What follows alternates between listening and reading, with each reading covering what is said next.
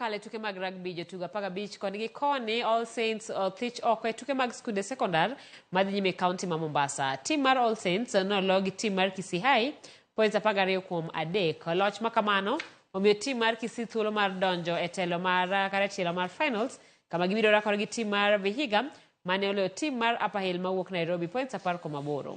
E sego e tuke mag okapu joloch higa mokalo Dr. Agri ong'ado otiko mar finals kama gibiro rakore gi tim mar Laser Hill. Tugono ma johera mag tuke okapu rito gi liyo.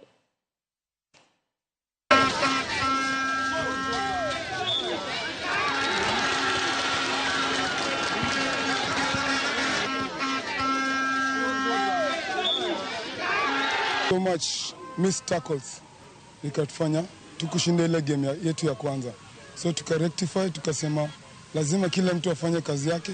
Watakuja na kisasi na lazima tujipange zaidi. Lazima tujipange, na kujipanga kwetu lazima kila sehemu ambayo tunaenda mbaya lazima turekebishe. Wan kaka Brookside Eri kambi marchak waseti mosingo ne nyithindo ni jogo mwabro yudo kani gi talanta moloyo e timbe sports mopogore volleyball, basketball, hockey gini kata rugby.